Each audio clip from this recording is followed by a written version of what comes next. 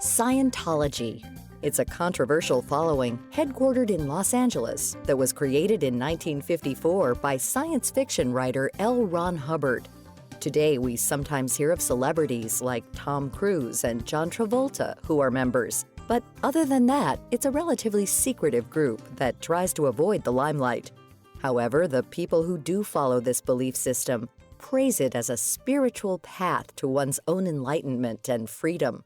In short, the Church of Scientology believes that man is more than the physical body or mind, but is a spiritual force that is immortal through lifetimes and has unlimited capabilities. Writer Sands Hall understands the group more than the common public, as she herself was a member from 1982 to 1989. I doubted all the time. That was my biggest problem. I never, ever, ever had the kind of faith that I feel was needed. And faith is an interesting word, of course, because it means that you maintain your perspective throughout your doubts. So nothing, the kind of stories that come with so many, and there's so many wonderful memoirs written by former Scientologists that detail that sort of uncomfortable, awful situations, physically as well as mentally and spiritually. I never really had that. Mostly it was my mental torture chamber. I have got to leave this. But once Hall did choose to leave Scientology in 1989, she spent the next 3 years in limbo, being drawn back in and then leaving again. Eventually, she severed her connections to the group and, similar to those leaving some other religions, found herself completely isolated. Mormonism or Seventh-day Adventist, they have similar techniques that Scientology has, which is you cannot associate with those who are no longer in the church. There is in Scientology, it's called disconnection. They will say it's not part of the way they work, but it is, and it's been told and proven a zillion times over. Disconnected from Scientology, Hall felt alone and had a hard time integrating back into society. When I left, finally managed to extricate myself from Scientology, and I'll quickly say here that this was pre-internet, and there wasn't a show like Leah Remini's Scientology, The Aftermath, or wonderful blogs like the one by Tony Ortega called The Underground Bunker, where you could actually go and see what other people were thinking about these matters. I felt so deeply alone, and I felt mortified, where I would say, been so sucked in, and I felt even duped. Hall has recently released a memoir recounting this early period of her life. The book is titled Reclaiming My Decade Lost in Scientology. Looking back on it all, she got entwined in the group through a popular musician she met through work and then eventually started dating. The actual way I got involved was working at a restaurant opposite the big Celebrity Center, Los Angeles, which is a big Scientology organization. And I was working as a waitress there, and they had jazz on weekends. And I watched this jazz bass player. In fact, he leaned across his bass during a break between songs and said to the pianist, pointing at me, "That's the girl I'm going to marry." And I didn't date him for a long time because he was a Scientologist, but eventually he very much attracted me to him and therefore absolutely to the church because he was a really huge member of the church at the time. While Scientology has been legally recognized as a tax-exempt religion in the United States since 1993, there is controversy in this categorization. Opponents of the group say that it would be better deemed a cult, business, or spiritual movement instead of a religion. Scientology claims to be a spiritual path that allows people to understand their spiritual natures more thoroughly. I believe myself, because of my involvement, that while it definitely offers those ideas, it also comes at them in a rather authoritarian and terrifying, ultimately, way. Today, the leader of Scientology is David Miscavige. He solely oversees its growth, construction of new churches, and the overall direction of the claimed religion. Critics of Scientology, as well as Hall, point to Miscavige's supreme leader position as the telltale sign of a cult. I think part of a cult, you could say, is there's a single charismatic leader that is calling the shots, as opposed to sort of a general structure, which you can see, say, in the Catholic Church or in a fundamentalist Christian church or in a Jewish temple. You see it more as a structural idea and not a single person. I also think there is a real sense of indoctrination that comes along with Scientology. There are things you learn and things that, as I say early on, seem extremely commonsensical and useful. And then there are increasing, you're sort of accepting that, but then you realize you have to accept everything else, and there's no room for doubt or critical inquiry. That, to me, you look at the Catholic Church and you look at the Jesuits, or you look at Judaism and just their general practice, which is to question.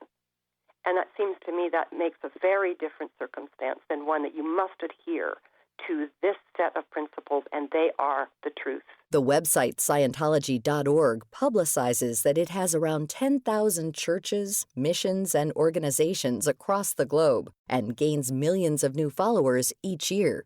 However, that number is disputed by critics. They say that their membership is much bigger than perhaps it is, and I think one of the reasons that I think it's a cultish organization is that there's no oversight of that kind. There's no way to have an independent perspective on that. There's no stats or facts or anything that can back that up. So they say they're doing really well.